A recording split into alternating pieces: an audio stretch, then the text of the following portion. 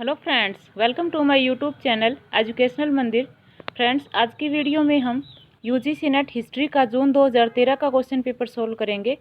जून 2013 में जो एग्ज़ाम हुआ था वो कुछ एक सेंटर पर जो है वो लीक होने की वजह से कैंसिल हो गया था और आगे चलकर 8 सितंबर 2013 को दोबारा आयोजित करवाया गया था। तो 8 सितंबर 2013 को जो दोबारा आयोजित हुआ था उस पेपर को हम सोल्व करेंगे और इस पेपर के जो है वो सभी क्वेश्चंस के वही आंसर मैंने बताए हैं जो कि यूजीसी ने सही माने हैं। तो चलिए शुरू करते हैं। पहला क्वेश्चन है, हड़प्पा सभ्यता के बारे में निम्नलिखित कथनों पर विचार कीजिए।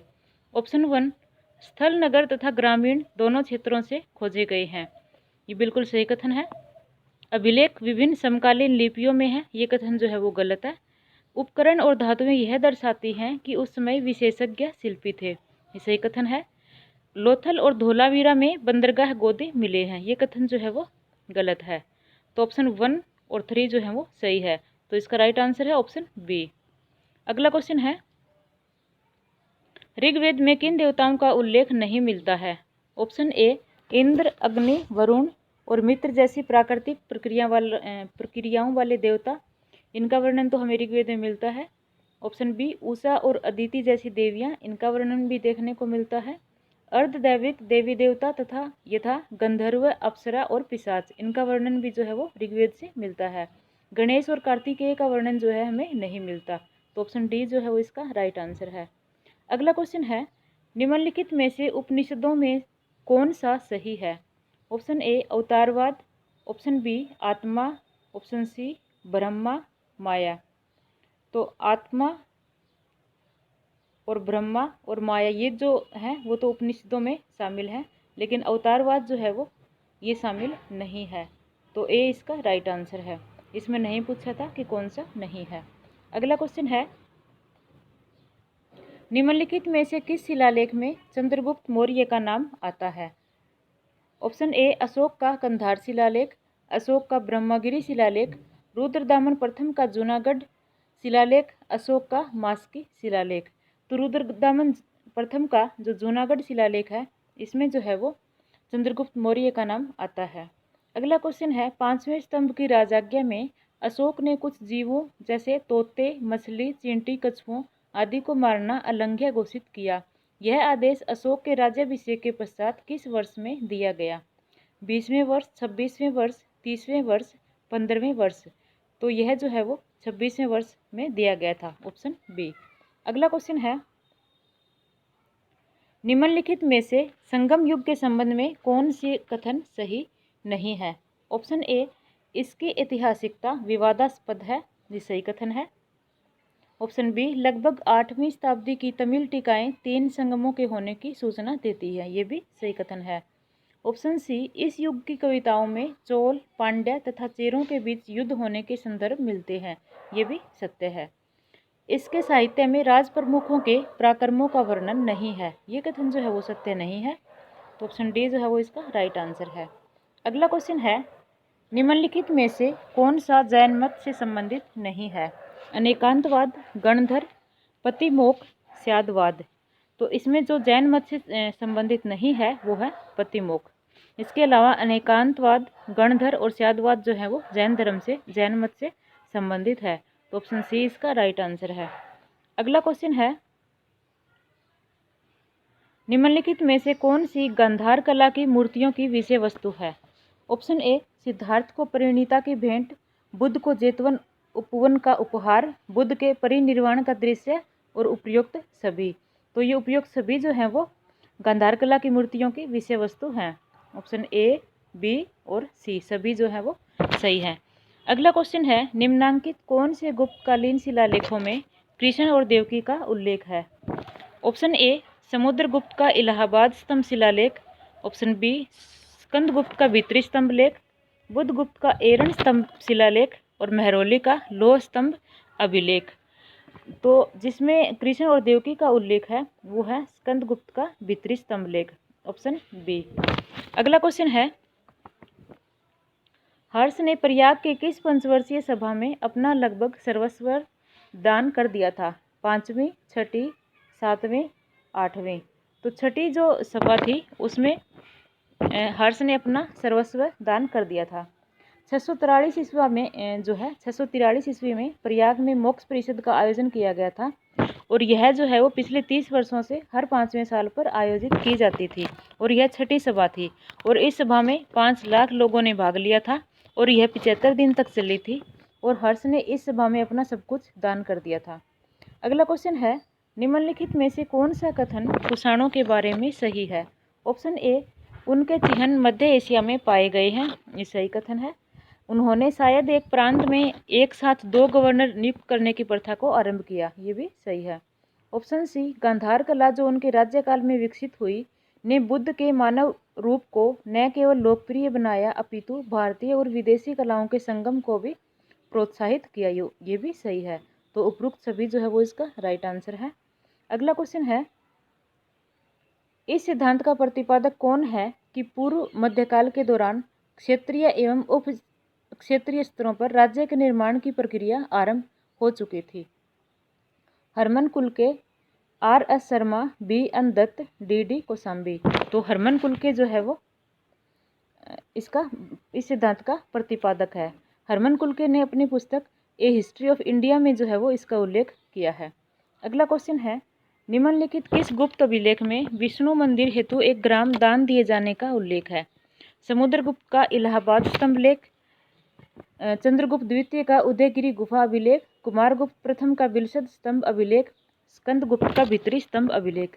तो स्कंदगुप्त का भित्री स्तंभ अभिलेख से जो है वो विष्णु मंदिर हेतु एक ग्राम दान दिए जाने का उल्लेख मिलता है, ऑप्शन डी। नेक्स्ट क्वेश्चन है, नीचे 2 वक्तव्य दिए गए हैं, एक को कथन ए को कहा गया है और दूसरे को कारण आर। कथन ए, रुद्रदामन प्रथम ने सुदर्शन झील के क्षतिग्रस्त बांध की मरम्मत करवाई, ये सही कथन है।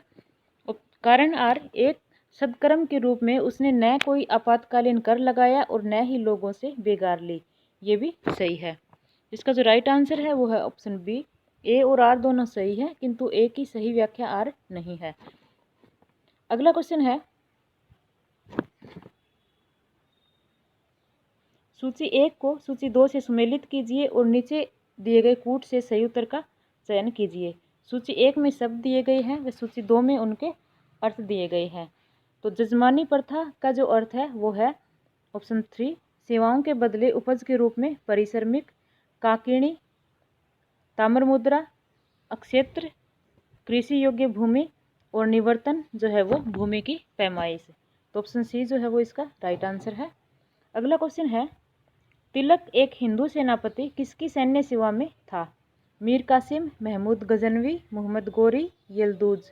तो महमूद गजनवी के सेना में जो था तिलक था जो कि एक हिंदू सेनापति था। अगला क्वेश्चन है, सल्तनत काल में खुद, मुकद्दम एवं चौधरी शब्दों से किसका बोध होता है?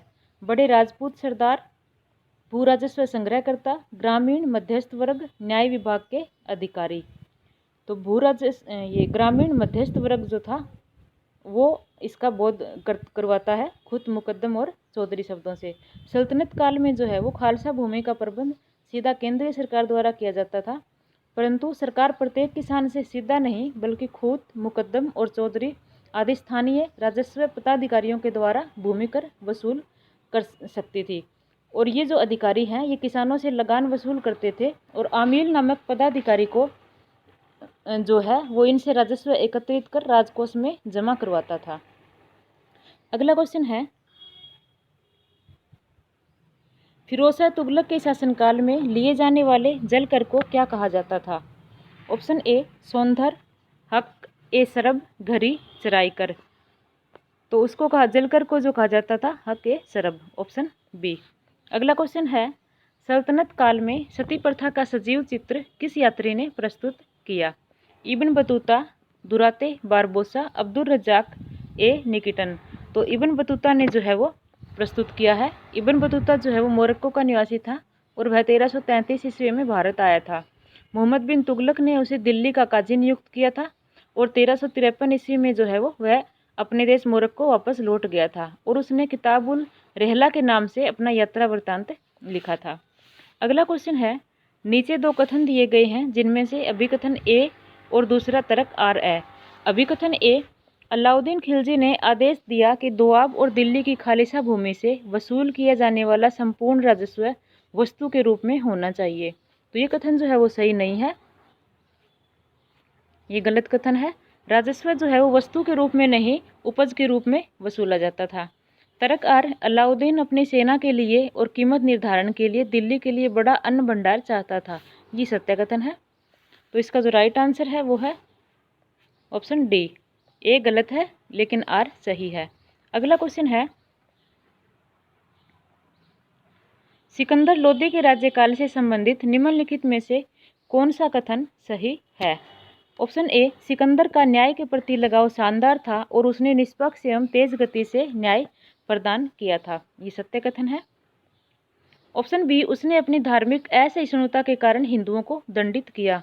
ये जो कथन है वो सत्य नहीं है। ऑप्शन सी, सिकंदर ने आगरा को अपनी द्वितीय राजधानी बनाया था। ये भी सही है। तो उपयुक्त सभी तो इसका आंसर नहीं हो सकता। ऑप्शन ए और ऑप्शन सी ये दोनों ही आंसर जो है वो यूजीसी ने सही माने हैं। अगला क्वेश्चन है, नीचे दो कथन दिए गए हैं जिसमें प्रथम को अभिकथन ए और दूसरे को तर्कआर कहा गया है। अभिकथन ए, सल्तनत काल में नगरीकरण की प्रक्रिया ने शिल्पियों में नगरीय केंद्रों की ओर सामाजिक गतिशीलता को बढ़ावा दिया। ये सत्य कथन है। तर्क आर, जो कारीगर और शिल्पी हिंदू सामाजिक पद्धति में निम्न समझे जाते थे वे अब शासकीय अभिजात वर्ग के पड़ोस में रह सकते थे। ये भी सही है। तो ऑप्शन ए जो है इसका राइट आंसर है। ए और आर दोनों सही हैं और ए की आर सही व्याख्या है। अगला क्वेश्चन है, खैर उल मजलिस एक सूफी मलफूजात किस सूफी फकीर को समर्पित है? कुतुबुद्दीन बख्तियार काकी, नसीरुद्दीन महमूद चिराग दिल्ली, मोहम्मद गेसुदराज, बाबा हयात कलंदर। तो ये जो समर्पित है वो है नसीरुद्दीन महमूद चिराग दिल्ली को। अगला क्वेश्चन है, दू अस्पा सिंह अस्पा को मुगल मनसबदारी व्यवस्था में किसने प्रारंभ किया?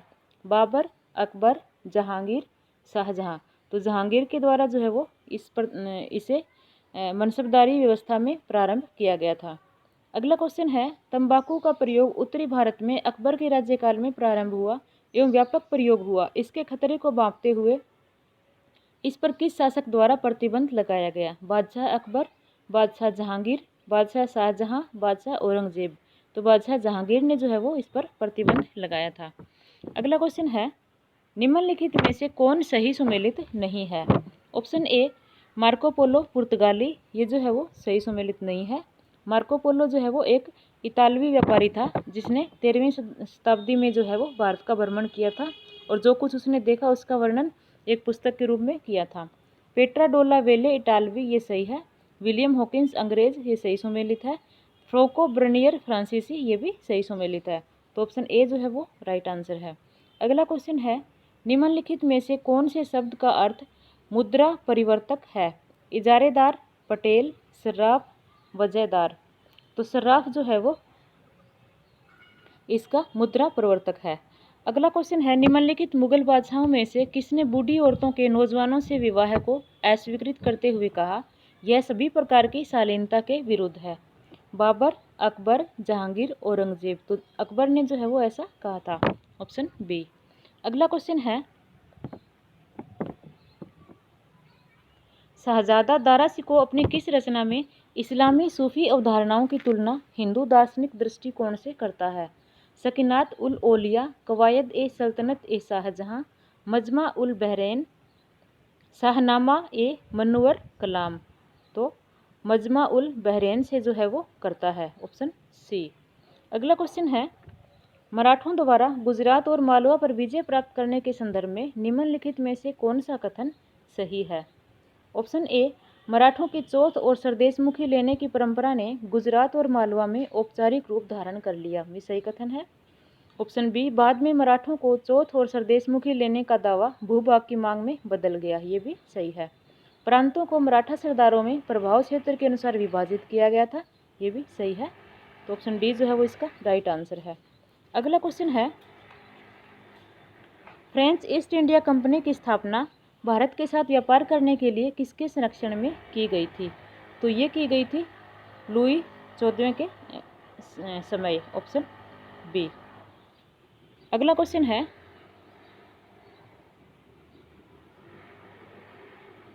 प्लासी की लड़ाई के बाद निम्नलिखित बयान किसने दिया? ब्रिटेन को अपना कोई लाभ उठाने से पूर्व भारत के लोगों को समृद्ध बनाना होगा। ब्रिटेन का भारत पर राज्य का अधिकार, जैसा कि उसके नेताओं का मानना था, वैध हो सकता है, लेकिन केवल न्यायिक शासन द्वारा। Warren Hastings, Edmund Burke, Robert Clive, Cornwallis. तो ये जो कथन है वो एडमंड बर्क का है, ऑप्शन बी। अगला क्वेश्चन है, ब्रह्मा समाज ने सामाजिक सुधार कार्यक्रम के रूप में निम्नलिखित में से किसको नहीं अपनाया? ऑप्शन ए आधुनिक शिक्षा का प्रसार, वेदों के निर्भ्रांति का विचार, मूर्ति पूजा का विरोध, युक्ति युक्त नैतिकता। तो वेदों के निर्भ्रांति का विचार जो है वो इसे नहीं अपनाया था, ऑप्शन बी। अगला क्वेश्चन है, वर्ष 1837 में लॉर्ड ऑकलैंड ने अलेक्जेंडर बुर्नीज को निम्नलिखित में से किस में अंग्रेज राजदूत बनाकर भेजा था? बलूचिस्तान, सिंध, काबुल, कंधार। तो काबुल में जो है भेजा था उसे अपना राजदूत बनाकर। अगला क्वेश्चन है, प्रेस अधिनियम की सेंसर व्यवस्था निम्नलिखित में से किस वर्ष पारित की गई थी? 1773, 1774, 1793, 1799। तो ये पारित की गई थी 1799 में, ऑप्शन डी। अगला क्वेश्चन है, निम्नलिखित में से वह एक संस्था कौन सी थी जो 20वीं शताब्दी के प्रारंभ में राष्ट्रीय शिक्षा आंदोलन से संबंधित नहीं थी? ऑप्शन ए शीश चंद्र मुखर्जी, भगत चतुष्पदी, ये थी उससे संबंधित थी। ब्रह्मा बंदोपाध्याय सारस्वत आयतन, ये भी संबंधित थी। रविंद्रनाथ टैगोर का शांति निकेतन आश्रम, ये भी थी। वरिंदर कुमार घोष की अनुशीलन अनुष्ठान समिति, ये जो है वो उस आंदोलन, राष्ट्रीय शिक्षा आंदोलन से संबंधित नहीं थी। तो ऑप्शन डी जो है वो इसका राइट आंसर है। अनुशीलनी समिति जो थी उसका गठन पी मित्रा द्वारा बंगाल में किया गया था और यह क्रांतिकारी संगठन था। अगला क्वेश्चन है, नीचे दो कथन दिए जा रहे हैं, प्रथम को अभिकथन ए और दूसरे को तर्क आर कहा गया है। अभिकथन ए, अंग्रेजों ने भारत में भिन्न रणनीतियों पर विचार किया, किसी भी समय भारत के प्रति उनकी दृष्टि किसी सुसंगत विचारों के एकल समूह से ज्ञात नहीं थी, ये सही कथन है। तर्क आर, भारत के बारे में ज्ञान उत्पादन के अपने चिर संकल्प के बावजूद अंग्रेजों ने किसी भी समय अपने शाही उद्यम के लिए स्पष्ट विचारधारा के लिए कुछ प्रयास किया, ये भी सही है। तो इसका जो राइट आंसर है वो है ऑप्शन सी। दोनों सही हैं और एक जो है वो आर की सही व्याख्या है। अगला क्वेश्चन है, आधुनिक तेलुगु साहित्य का प्रवर्ती प्रतिष्ठापक कौन बना था? राय बहादुर वीरेशालिंगम पेंतुलु, नंदूरी वेंकट सुब्बाराव, कोकंडा वेंकट रत्नम पंटेलु, गरी मेला सत्यनारायण। तो जो तेलुगु साहित्य का प्रवर्ती प्रतिष्ठापक बना था वो बना था राय बहादुर वीरेशालिंगम पेंतुलु, ऑप्शन ए। अगला क्वेश्चन है, दादा भाई नौरोजी को बड़ौदा राज्य में किस पद पर नियुक्त किया गया था? खजांची, मंत्री, दीवान, कलेक्टर। तो दादा भाई नौरोजी को जो है वो दीवान के पद पर नियुक्त किया गया था। उन्हें जो है वो 1873 ईस्वी में बड़ौदा रियासत का दीवान नियुक्त किया गया था, जिसे उन्होंने शीघ्र ही छोड़ दिया था। अगला क्वेश्चन है, थियोसॉफिकल सोसाइटी ऑफ इंडिया की प्रमुख श्रीमती एनी बेसेंट थी। वो थी एक अंग्रेज महिला, एक अमेरिकी महिला, एक यूरोपीय महिला, एक आयरिश महिला। तो एनी बेसेंट जो है वो एक आयरिश महिला थी, ऑप्शन डी। अगला क्वेश्चन है, प्राचीन स्मारक परिरक्षण अधिनियम निम्नलिखित में से किसके शासनकाल में पारित किया गया था? लॉर्ड कर्जन, एल्गिन द्वितीय, लॉर्ड लिटन, लॉर्ड रिपन। तो ये पारित किया गया था लॉर्ड कर्जन के समय, ऑप्शन ए। अगला क्वेश्चन है, सूची 1 को सूची 2 से सम्मिलित कीजिए और प्रदत्त कूट से सही उत्तर का चयन कीजिए। सूची 1 में भारतीय राष्ट्रीय कांग्रेस का जो वार्षिक अधिवेशन है वो दिए हैं और सूची 2 में उनके अध्यक्ष दिए हैं। तो लखनऊ अधिवेशन 1916 में जो हुआ था इसके अध्यक्ष थे अंबिका चरण मजूमदार। दिल्ली अधिवेशन 1918 के जो अध्यक्ष थे वो थे मदन मोहन मालवीय। अहमदाबाद अधिवेशन 1920 की अध्यक्षता की थी हकीम अजमल खान ने और गया अधिवेशन 1922 के अध्यक्ष बने थे CR दास। ऑप्शन ए जो है वो इसका राइट आंसर है। अगला क्वेश्चन है, नीचे दो कथन दिए जा रहे हैं, प्रथम को अभिकथन ए और दूसरे को तर्क आर कहा गया है। अभिकथन ए, मोंटेग्यू चेम्सफोर्ड सुधार 1919 ने लखनऊ समझौते की पूरी तरह अवहेलना की, ये सही कथन है। तर्क आर, टर्की की पराजय ने इस्लाम के खतरे को की पूर्व शंका प्रस्तुत कर दी और मुस्लिम नेतृत्व के प्रति जन समर्थन जुटाने के लिए खिलाफत आंदोलन प्रारंभ किया गया। ये कथन जो है वो सही नहीं है। तो इसका जो राइट आंसर है ऑप्शन ए सही है, परंतु आर गलत है। अगला क्वेश्चन है, भगत सिंह, सुखदेव और राजगुरु को किस वर्ष फांसी दी गई थी? 1929, 1930, 1931, 1935। तो 1931 में जो है वो उन्हें फांसी दी गई थी। भगत सिंह और बटुकेश्वर दत्त ने जो है वो 8 अप्रैल 1929 को केंद्रीय विधानसभा में जो है खाली बेंचों पर बम फेंके थे और गिरफ्तार हो गए थे। चूंकि विधानसभा में बम फोड़ने पर जो फांसी नहीं दी जा सकती थी, इसीलिए सरकार ने इस कांड को सांडर सत्याकांड और लाहौर षड्यंत्र कांड से जोड़ दिया और भगत सिंह, राजगुरु और सुखदेव को 23 मार्च 1931 को फांसी दे दी। अगला क्वेश्चन है, आधुनिक इतिहासकारों में पूर्वाग्रह की भावना बढ़ती जा रही है क्योंकि लेखन में संप्रदायवाद बढ़ता जा रहा है। ये सही कथन है। आंकड़ों की संकीर्ण व्याख्या की जा रही है। ये भी सही है। लेखन में क्षेत्रवाद और पूर्व धारणाएं, ये भी सत्य है। तो उपयुक्त सभी कथन जो है वो सही है। अगला क्वेश्चन है, निम्नलिखित में से यह किसने कहा था कि बुरा इतिहास अहानिकारक इतिहास नहीं है, यह खतरनाक है? स्पष्ट रूप से अहानिकारक की बोर्ड पर टाइप किया गया वाक्य मृत्यु का वाक्य भी हो सकता है। E.H. Carr, Eric Hobsbawm, R.G. Collingwood, Marc Bloch. तो ये जो कथन है वो इरिक होब्सबॉम का है, ऑप्शन बी। अगला क्वेश्चन है, निम्नलिखित में से यह टिप्पणी किसने की थी कि इतिहास की विषय वस्तु क्रांति, रीति रिवाज या संस्कृति जैसे सामान्य तथ्य या युद्ध या महान व्यक्तित्व जैसे तथ्य विशेष नहीं है, लेकिन यह विचार हैं? E.H. Carr, R.G. Collingwood, Lord Acton, Ernest Bernheim. तो ये जो विचार हैं वो R.G. कोलिंगवुड के हैं। कोलिंगवुड ने जो है वो यह टिप्पणी की थी, ऑप्शन बी। अगला क्वेश्चन है, निम्नलिखित में से कौन मध्यवर्ती सबाल्टर्न इतिहास लेखन की विचारधारा से संबंधित नहीं है? रंजीत गुहा, डेविड अर्नोल्ड, विपिन चंद्रा, ज्ञान पांडेय। तो विपिन चंद्रा जो है वो सबाल्टर्न विचारधारा से संबंधित नहीं है। वर्ष 1974 में न्यूक्लियर क्लब के सदस्य के रूप में भारत की स्थिति का स्वागत करने वाला एकमात्र देश था। Germany, France, Canada, UK. तो फ्रांस जो है वो एकमात्र देश था। अगला क्वेश्चन है, निम्नलिखित में से कौन सी विशेषता राष्ट्रमंडल के संबंध में सही नहीं है? ऑप्शन ए, राष्ट्रमंडल न तो संघ है और न ही परिसंघ। ये तो सही है। संघ के विषय में राष्ट्रमंडल की स्वैच्छिक विशेषता राष्ट्रों के सदस्य न बने रहने के अधिकार से साबित होती है। ये भी सही है। यह एक मान्यता प्राप्त सांविधिक संगठन है। ये कथन जो है वो सही नहीं है। इसकी कोई केंद्रीय सत्ता और सदस्यों में शक्ति का विभाजन नहीं है। ये भी सत्य है। तो जो सत्य नहीं है वो है ऑप्शन सी। इसी के साथ जो है आज का पेपर कंप्लीट होता है। धन्यवाद।